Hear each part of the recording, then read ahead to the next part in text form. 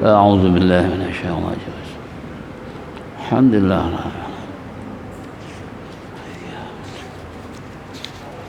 إياك نعبد وإياك نستعين.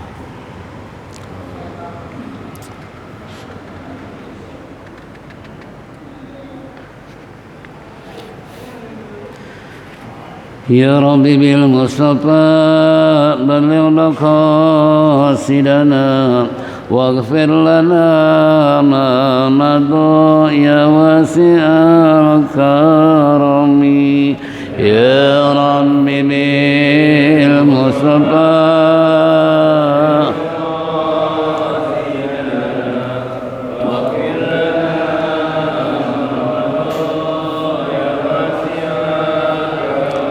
بسيد الخلق شمس الحق معتصم محمد خير المعصوم ومعتصم.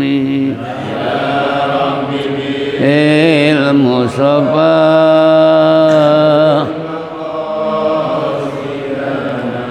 واغفر لنا ما مضى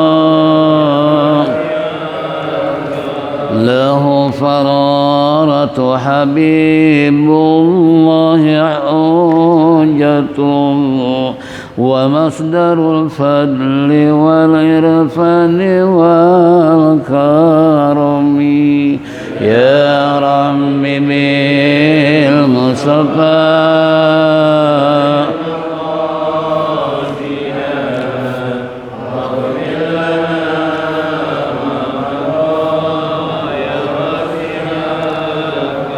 أصل الوجود وروح الكون بهجته زين الشمائل والأدب والشيم. يا رب بالمصطفى سيدنا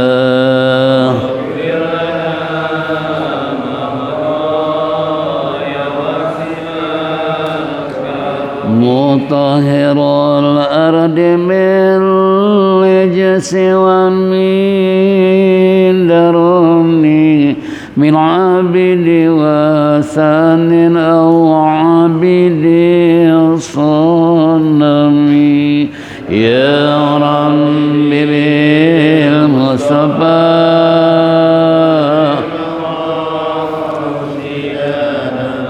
واغفر لنا ما مضى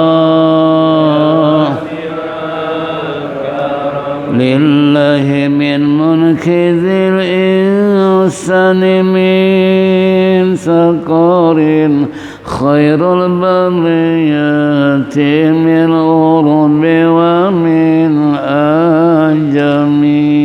يا رب بالمصطفى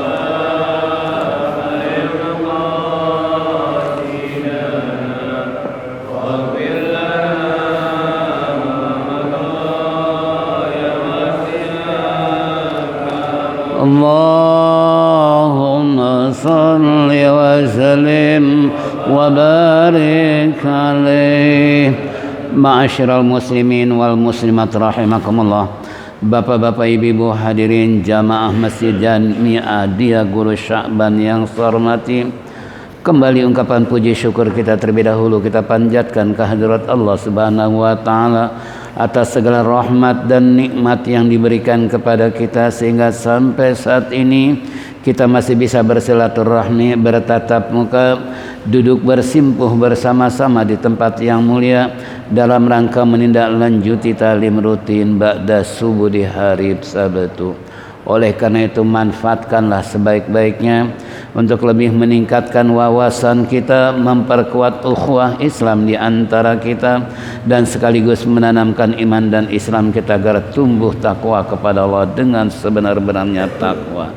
Harapan kita mudah-mudahan apa yang kita lakukan semua ini mendapat ridha Allah Subhanahu wa taala taufik dan hidayah, rahmat dan inayah selalu menyertai kehidupan kita sehingga kelak mati husnul khatimah. Amin ya rabbal alamin. Hadirin jamaah rahimakumullah, minggu yang lalu kita telah menyimak yang terkandung dalam kitab Al-Jawahirul Kalamiyah fi Aqidatil Islamiyah. Kembali Risalatul Mu'awanah halaman 78. Paslon.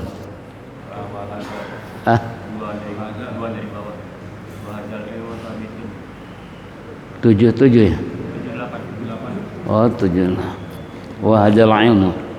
Baiklah, sebelum kita membaca ada pemberitahuan terlebih dahulu. Setelah Majelis Salim kita akan foto bersama untuk kalender tahun 2022.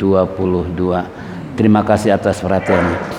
Wa qala al-musannif rahimallah wa hadzal ilmu sabitun fil kitabi wa sunnati wa kutubil a'immah wa qad jama'ahul Ghazali fi kutubihil azimatil qadril kabiratil khatirah inda man lahu basirah bidini wa rusukh fil ilmi wa kamalun fil yakin fawazib ala mutala'atiha in kanat laka himmatun fi suluki tariqi wa raghbatun fil wusuli ila maratibit tahqiqi wa qadin faradatil kutubul Ghazali min kutubil muhaqqiqin minas sufiyati bil jam'i wa tahriri wa husuli taksiri fi zamanil qasiri, yang artinya sebelum jauh kita membaca,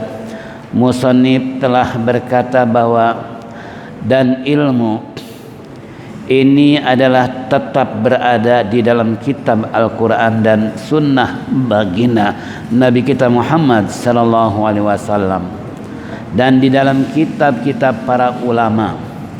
Wa qad jama'ahul Ghazali telah menghimpun, yaitu Al-Imam Ghazali dalam kitabnya yang judulnya Al-Azimatil Qadril Kabiratil Khatirah inda man lahu basirah, yaitu bagi orang-orang yang mempunyai basirah, kepandaian, kecerdasan pidini di dalam agama, warusukh dan pendalaman fil ilmi di dalam ilmu, wa kamalu dan yaitu sempurnanya dalam keyakinannya, fawazib ala mutala'atiha maka yaitu fawazib rutinkan atau tekuni oleh kamu yaitu ala mutala'atiha dalam mutala'ah, dalam mengulang-ulang apa yang telah kita pelajari atau yang telah kita baca.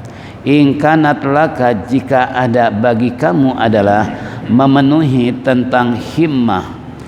Himmah ini keinginan yang dalam atau cita-cita pisuluki toriki dalam menempuh jalan menuju ahli torikoh yani akhirat.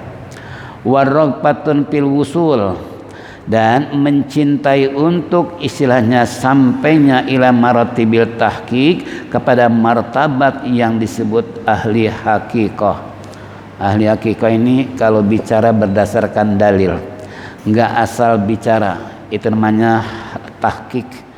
Wa qadin faradil kutubil Ghazaliyah dan sungguh menyendiri yaitu kitab karangan Imam Al-Ghazali di dalam kitab Muhaqqiq yakni asal tahqiq minas sufiyati dalam yaitu golongan ahli tasawuf bil jam'i dengan mengumpulkan wa tahrir dan memperkesar wa husuli tasir dan yaitu hasil taksiri memberi bekas fi zamanil qasir dalam zaman yang singkat.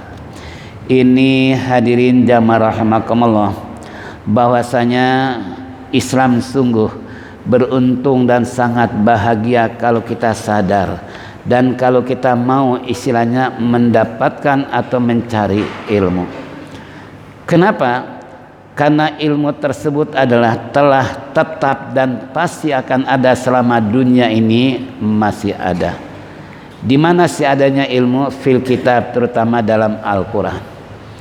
Yang Al-Fakir pernah cerita, di dalam Al-Quran itu 50 macam ilmu, ya, bukan 1, 2, 50 macam ilmu. Nah, sudah berapa yang kita ketahui dalam Al-Quran yang jumlahnya 50? Kira-kira ada berapa? Ilmu apa saja yang kita sudah ketahui?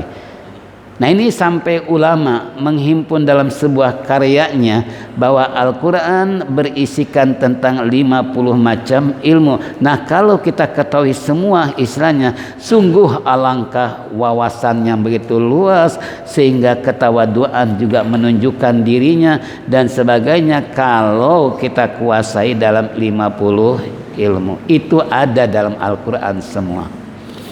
Yang kedua, wasunnati, dan di dalam kitab-kitab sunnah, yakni sabda-sabda Nabi kita Muhammad sallallahu alaihi wasallam, itu pun bukan ribuan, puluhan ribu apa yang telah disampaikan baginda Rasulullah untuk memperkuat dan menjelaskan tentang Al-Quran.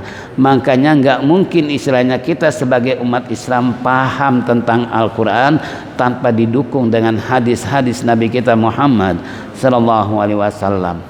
Makanya sangat ironis kalau ada orang percaya Quran doang, nggak percaya hadis. Umpamanya, kan ada sekelompok orang dia percaya Quran tapi hadis nggak percaya. Padahal kalau dia berpikir secara cerdas, nggak mungkin Al-Quran turun tanpa ada Nabi kita Muhammad sallallahu alaihi wasallam sebagai mubayyin yang menjelaskan tentang Al-Quran. Nah, itulah dalilnya hadis Nabi kita Muhammad sallallahu alaihi wasallam. 2, ini sumber ilmu yang tetap dan selamanya pasti akan ada. Yang ketiga, wa kutubil a'immah, juga di dalam karya tulis para ulama-ulama, imam-imam besar dari semenjak setelah tabi'in dan termasuk di akhir zaman ini, tidak sedikit karya tulis ulama-ulama. Bahkan kalau kita mau mengkaji dan membahas tentang karya ulama, itu sangat luar biasa luasnya, sehingga mereka menjelaskan di satu sisi mereka ahli tauhid, menjelaskan tafsir dengan tauhidnya. Mereka ahli fikih, menjelaskan Quran berdasarkan fikih.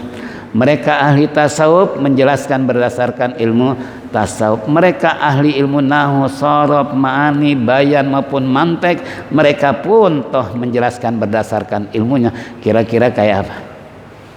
Ya, makanya saya suka kalau ngaji dengan guru, kadang-kala kan namanya anak pesantren, ada yang namanya matan, ada namanya syarah, ada namanya hasyiah. Ini kalau matan 1 jilid, terkadang syarahnya sampai 10-21 jilid. Kira-kira bagaimana mengembangkan yang kitab asalnya 1 jadi 20.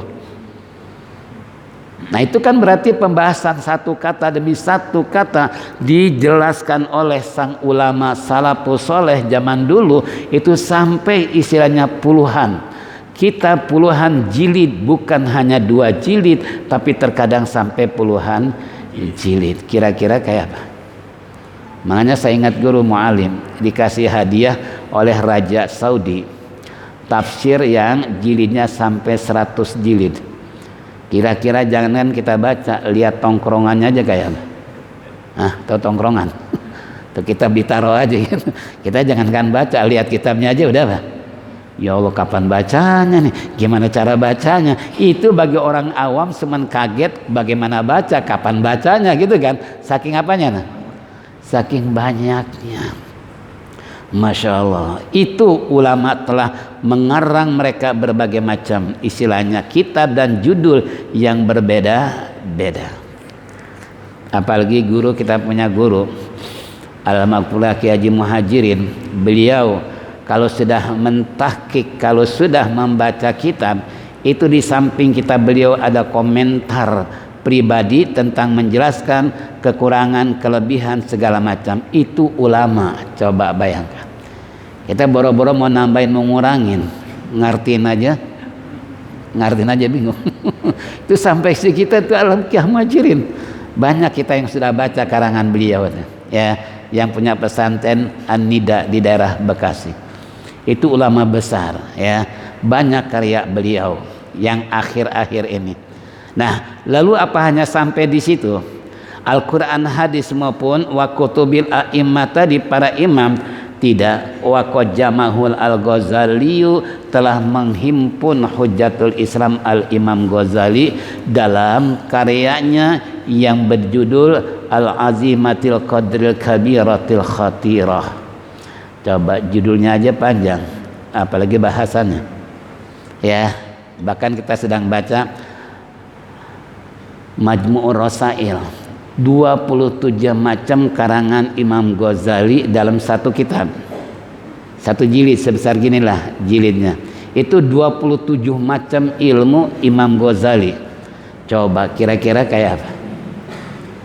Belum yang terkenalnya tentang Ihya Ulumuddin yang di dunia manapun itu dibaca oleh para ulama besar. Belum yang kecil-kecilnya. Ini karya beliau saja mungkin kita jangankan istilahnya mencari sampai berapa sih jumlahnya. Syekh Nawawi Al-Bantani saja ulama asli orang Banten, orang Indonesia, itu mencapai puluhan, bahkan ada 90 macam karangan beliau itu asli orang Indonesia. Coba kayak apa ya. Nah ini makanya singkat, ketika saya membaca dan mendengar uraian sang guru kayak apa beliau, kalau beliau memproduk, kalau beliau mengarang satu kitab dicetak di pasaran langsung habis. Sampai-sampai produser yang mencetak kitab beliau terkadang bingung. Setiap karangan Syekh Nawawi dipasarkan langsung habis. Sampai-sampai beliau ingin ketemu langsung dan memberikan hadiah kepada Syekh Nawawi. Akhirnya dengan karya-karya Syekh Imam Nawawi tersebut banyak dipasarkan dan laris di pasaran. Sang produser ini pengen memberikan hadiah tapi orangnya belum tahu. Coba dia usaha mencari. Pada satu hari di sebuah rumah katakanlah ada seorang yang sedang menyapu yaitu menyapu di pagi hari. Nah, orang produser tersebut yang mencetak dia punya kitab-kitabnya nanya sama beliau, "Ya Syekh, ya Said, apakah kenal Bapak tentang namanya Syekh Nawawi Al-Bantani?"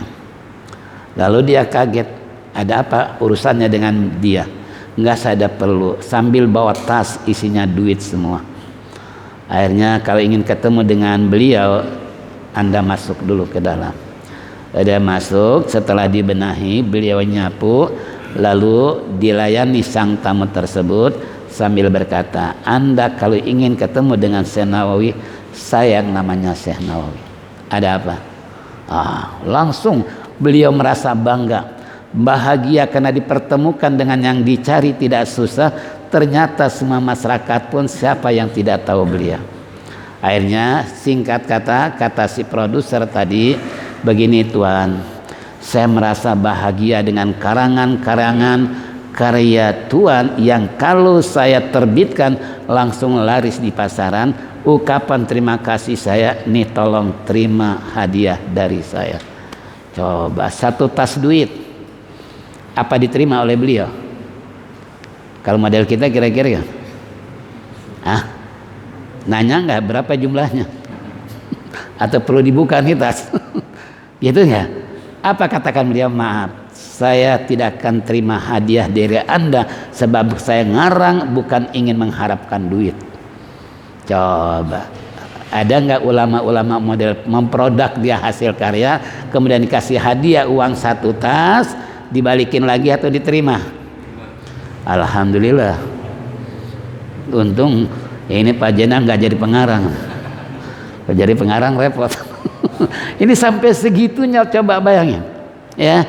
Nggak diterima, maaf aneh terima tapi aneh balikin lagi pada antum, sebab tujuan aneh mengarang kitab bukan karena hadiah dari manusia, tapi saya berpikir ke depan bagaimana generasi Islam Ini pengarang yang terkenal di dunia adalah Syekh Nawawi Al-Bantani. Masya Allah.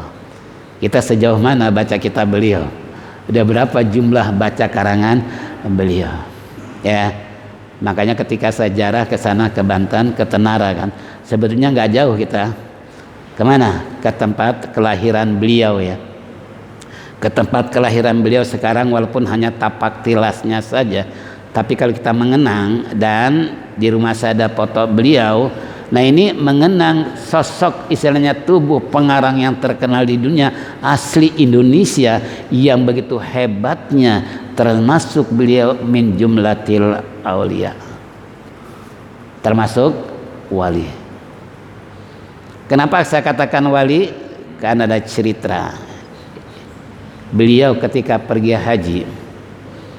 Waktu itu mendarat di salah satu negara, maklum kapalnya kapal laut. Di sana ada sepasang manusia yang sudah tua, kakek-kakek, nenek-nenek. Orang dulu kemana saja itu sirih nggak pernah ditinggal. Tahu sirih? Buat apa? Buat gigi. Makanya orang-orang tua dulu giginya pada kuat, awet, bersih, harum. Kenapa? Rupanya modalnya pakai sirih. Orang sekarang cepat ompong karena nggak doyan. Ya itu tadi. Hah? Iya, udah jarang sekarang. Pohonnya juga udah agak ada. Nah, ketika beliau itu kapal mendarat, kemudian si nenek rupanya kehabisan sirih. Nah, kalau nggak nyiri seperti orang nggak merokok, biasa merokok nggak merokok, kira-kira gimana? Udah, akhirnya bilang sama suaminya, mau suami saking cintanya dengan istri, usia seperti itu dia mendarat. Setelah mendarat, ternyata kapal berlayar, berangkat, suami belum datang. Coba kira-kira istri yang udah tua begini, kehilangan sang suami yang suruh mencari sirih, kira-kira kayak apa? Bukan kelimpungan lagi, nangis nyari di di kapal, akhirnya ketemu dengan Syekh Nawawi. Ini saya dapat cerita dari Merebot. Coba Merebot rupanya ini tahu sejarah ya. Dia cerita, saya tahu dari beliau tentang cerita Syekh Nawawi bahwa dia seorang waliullah. Nah, ketika Syekh Nawawi ketemu dengan si nenek, ditanya, kenapa kok nenangnya terus? Suami saya hilang. Loh, kemana? Suruh cari sirih. Dia mendarat, kapal berangkat, nggak mungkin dia akan ada dalam kapal. Apa kata Syekh Nawawi? Kata Syekh Nawawi, Nek, jangan nangis. Nenek diam, pejamkan mata. Kalau belum saya kembali, jangan dibuka tuh mata. Hanya si nenek ikut apa kata Syekh Nawawi. Begitu Syekh Nawawi pergi, tak lama kemudian mendapatkan suaminya dibawa ke hadapan si nenek. Nek, tolong buka matanya. Ini apa? Bukan suaminya. Takut salah soalnya. Pas istrinya membuka matanya, ternyata apa? Benar, langsung dia merangkul suaminya. Itu namanya wali. Kalau bukan wali yang nyari, kira-kira kan? Ya, itu pertanyaan ibu-ibu kemarin Majlis Salim, apa yang namanya karomah? Itulah karomah. Di luar kemampuan pemikiran manusia yang tidak akan mampu, tapi wali mampu. Buktinya mencari seorang kakek di luar kapal ternyata bisa bertemu. Kalau bukan karomah, kira-kira apa? Ini contoh ya. Saya mengungkapkan sedikit tentang cerita Syekh Nawawi supaya kita kenal bahwa Indonesia pun tidak sedikit sebetulnya para ulama-ulama yang banyak beliau berkiprah di dalam mengarang kitab, terutama yaitu tadi asli orang Banten. Ya, makanya di sana terkenal orang Banten atau orang Jawa. Ya, ini satu contoh. Nah, kemudian kata musannif, kalau seandainya ada orang yang berpikir man lahu basiratun fid dini wa rusukh fil ilmi wa kamal fil yakin fawajib ala mutala'atiha in kanat laka himmatun fi saliki tariqah wa ragbatun fil wusul ila maratibil tahqiq. Siapa sih mereka yang ingin istilahnya memperoleh perbendaharaan ilmu yang begitu ada dalam Quran maupun hadis baginda atau karya-karya ulama salafus saleh zaman dahulu, tentanya khusus bagi mereka yang punya basiratun fiddin, ya, punya kepandaian di dalam masalah agama. Orang semakin berisi, semakin banyak ilmunya, semakin penasaran, ilmu semakin dipelajari. Makanya kata Imam Syafi'i, falyazdal ilma falyazdal jahla, semakin ilmu bertambah pada saya semakin bodoh, bukan semakin pintar. Makanya kalau orang nggak mau ngaji merasa pintar, tapi kalau orang rajin ngaji merasa, bedanya kan di situ. Kalau orang udah merasa pintar, dianggap orang lain salah, dirinya benar, kan gitu. Itu kalau orang awam, orang nggak mau ngaji. Tapi setelah kita ngaji, contohnya ini umpamanya bagi mereka yang pandai, kepenasaran untuk menggali kitab, menggali ilmu-ilmu yang Quran maupun hadis, itu sangat luar biasa, penuh dengan semangat. Makanya saya cerita ulama Betawi yang namanya Guru Majid, yang ada di daerah Cengkareng, Rawabuaya, ya, beliau dikuburkan di tengah-tengah mall karena pada saat penggusuran, gusur nggak mampu untuk menembus makam beliau sehingga diabadikan. Nah, ini beliau ketika masuk ke dalam perpustakaannya 2 hari 2 malam nggak keluar-luar, mungkin makan minum juga kagak, saking asiknya baca apa? Baca kitab. Kalau kita boro-boro harian 1 jam aja, setengah jam aja. Coba kayak apa ini cerita ulama dulu. Itu mereka saking apanya, basiratun fiddin, begitu mereka pandai dalam agama, kepenasaran ilmu, semakin semangat untuk belajar. Makanya nggak ada yang namanya ulama pensiun ngaji, nggak ada. Kalau pegawai kan ada pensiunnya. Kalau ulama ada nggak pensiun ngaji? Nggak ada. Contoh nih, waktu saya suka ikut ngaji dengan mu'alim di Kebon Nanas, di situ ada masjid yang namanya Masjid Al-Bahr, iya kan? Ada nggak? Sebelahnya makam-makam orang Cina, ya, sebelahnya Masjid Al-Bahr, di sampingnya ada Kementerian Agama.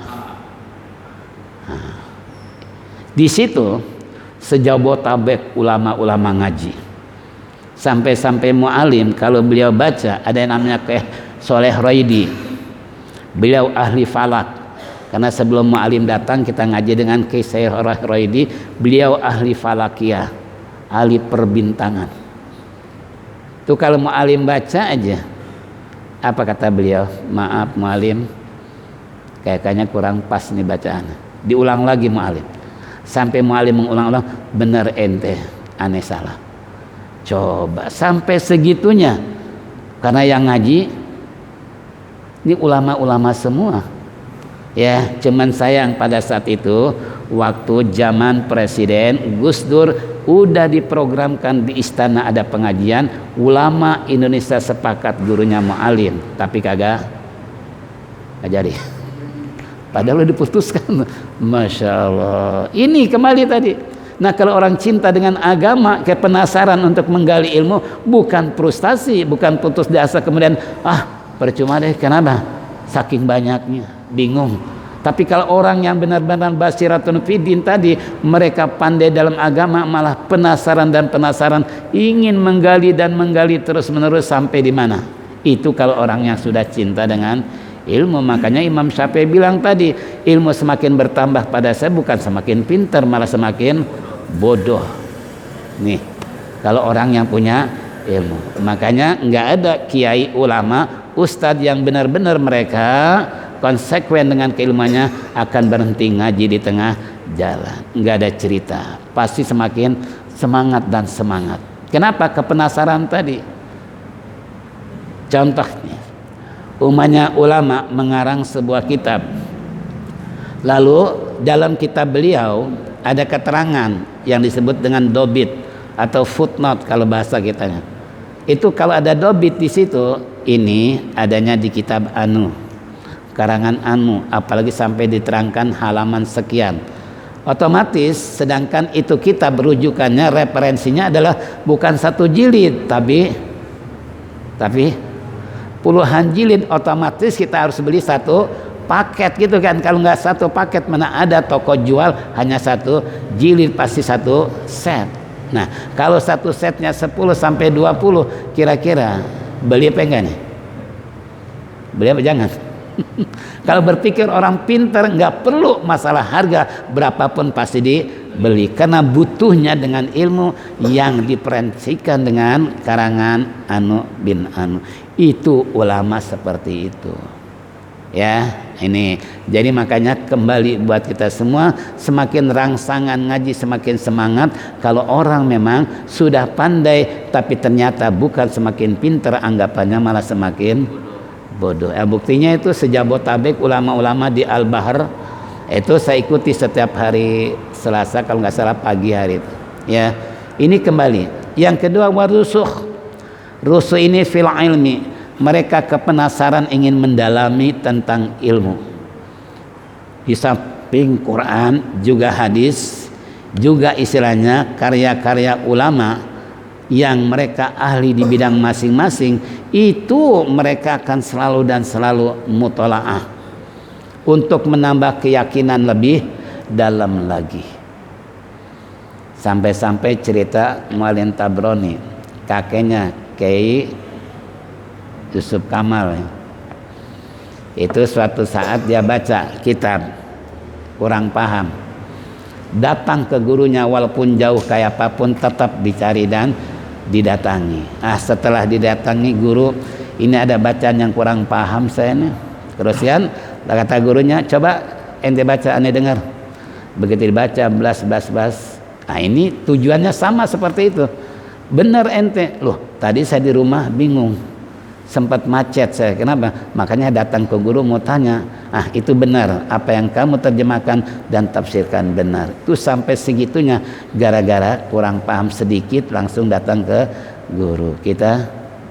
Kalau kita bukan sedikit banyak aja nggak mau datang sama guru apalagi sedikit. Itu ulama dulu sampai begitu, masya Allah. Ini namanya rusuh fil ilmi wa kamalil fil yakin, untuk lebih menyempurnakan lagi keyakinan apa yang dia baca, bukan hanya sekedar kilwakol katanya enggak, tapi untuk mencari narasumber yang dari mana asal usulnya. Nih contoh ulama global internasional, kalau kita mengenang ulama-ulama dulu kayak apa mereka, padahal dia hanya menemukan satu hadis tapi tidak paham mencari ahli hadis di negara mana. Nggak sedikit pengorbanan baik biaya maupun tenaga pikiran, perjalanan kayak apa, hanya ingin memperoleh ilmu yang dia baca kurang paham, kurang mengerti, dicari ahlinya di mana adanya. Itu sampai segitunya ulama dulu. Kita boro-boro boro-boro sampai ke luar negeri. Tetangga sebelah aja nggak diapain, nggak ditoleh. Masya Allah. Nih ini untuk menambah keyakinan dia, sehingga timbul pawazib ala mutala'atiha, timbul istilahnya menggeluti secara istiqomah. Mawazib itu apa? Rutin dia gali, dia kaji, mutala'ah, baca-baca sebagaimana Ki Muhajirin tadi. Kalau dia baca, dikomentari di samping kitab dengan coretan-coretan, sebuah kenangan untuk memberikan bekas pada generasi muda bahwa bacaan ini seharusnya begini, seharusnya itu. Sampai segitunya orang yang telaten dalam membaca sebuah karya ulama dulu. Nah, sekarang untuk apa sih mereka sampai kok jor-joran sampai begitu, sampai nggak mengenal waktu ya, sampai dia korbankan pikiran, tenaga, harta dan sebagainya. Makanya kalau ulama-ulama, bahkan kata pesan guru saya, kalau kamu pengen jadi jagoan ilmu, minimal harus banyak apa? Banyak kitab, banyak referensi, banyak mutolaah, banyak baca. Karena kalau orang nanya, paling tidak kita suruh baca aja sendiri. Kalau kan kita nggak sempat baca gitu, ente baca aja deh di kitab ini adanya dan sebagainya. Nah ini contoh kalau misalnya orang-orang muhakkik tadi yang dikatakan oleh musannif, kalau mereka sudah cinta dan gemar untuk belajar, untuk mencapai cita-cita, mencapai suluki toriki dan mencapai istilahnya jalan menuju akhirat, apapun yang terjadi pasti dia korbankan. Ya, makanya terkadang saya kalau guru baca sarah kita matan, saya nggak enak, nggak betah, harus beli sarahnya. Contoh nih, di UI aja, di UI baca kitab Sahih Bukhari waktu itu. Nah kemudian saya tanya, guru megang kitabnya sarahnya apa? Pertama Fathul Bari. Nah, Fathul Bari ini 20 jilid. Lalu beralih ke kitab Kirmani, masih Sahih Bukhari. Karena mu'alim tuh beliau kalau mengeluarkan pendapat rujukannya kitab Kirmani. Nah ini saya cari di Indonesia nggak ada, adanya di Mekah. Percis saya waktu ke Mekah tuh saya cari kitab Sahih Bukhari Al-Kirmani, karena mu'alim rujukannya lebih banyak, dalilnya dari mana? Nah, Ki Kamal waktu itu merubah, beliau membaca Kirmani. Lalu saya cari, nggak ada, persis saya ke Mekah. Kebetulan saya ingat, ya Allah saya pengen cari kitab ini, kitab Kirmani. Nah teman saya pengurus UI udah punya, katanya beli di Mekah. Saya minta alamat, saya cari. Itu pun dalam mencari kitab, ternyata di Arab pun nggak semua ada tuh toko. Ada satu-satunya saya jalan kaki. Ini cerita Tadus bin Imam.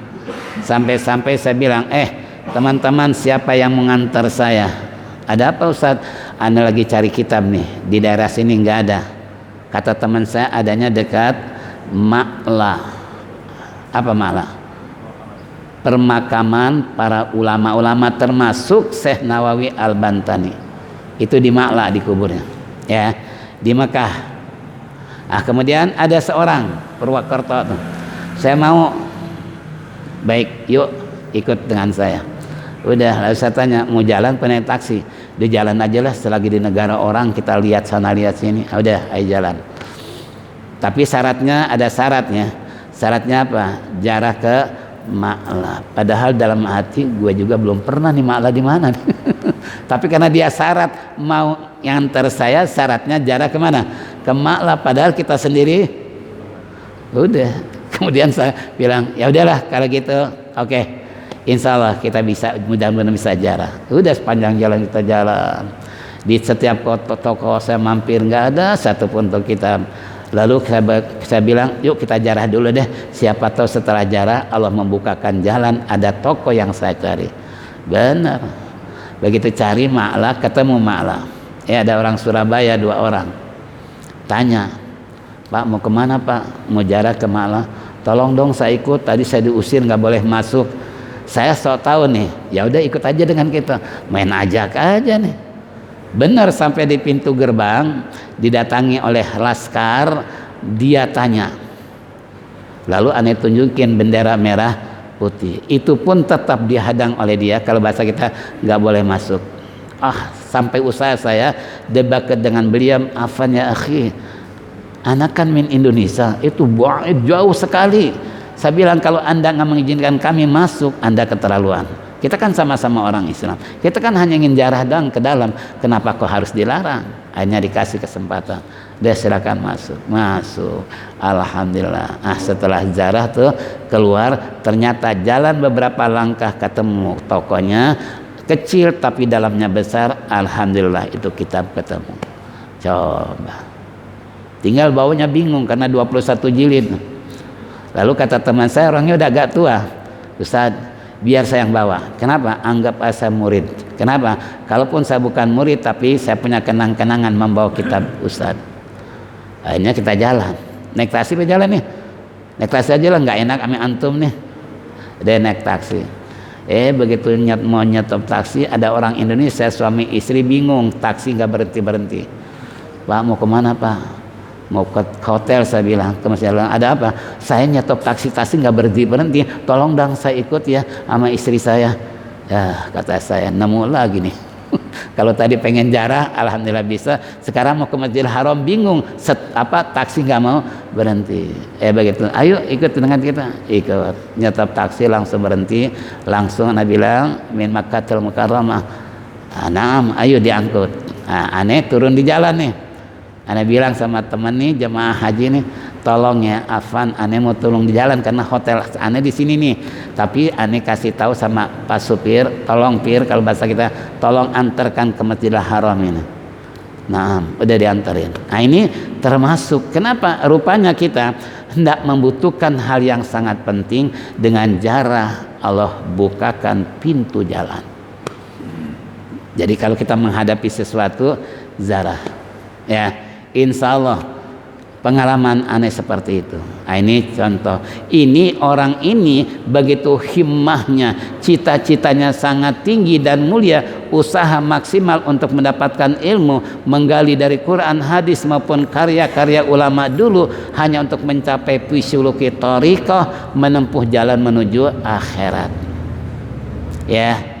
Bahkan waraqatu fil wusul, untuk mencintai istilahnya karya-karya para ulama untuk mencapai martabat yang tahqiq, yang ahli hakikah. Bicara cuman sekedar ngomong, tidak ada artinya tanpa didasari dengan dalil. Itu namanya ulama tahqiq. Ya. Satu bicara diiringi dengan dalil Quran maupun hadis ataupun syair-syair ulama yang telah dia pelajari dalam kitab yang begitu banyaknya. Nah, yang terakhir tadi waqadin faradatil kutubul Ghazali min kutubil muhaqqiqin minas sufiyati bil jam'i wa tahriri wa husuli tasiri fi zamanil qasirah.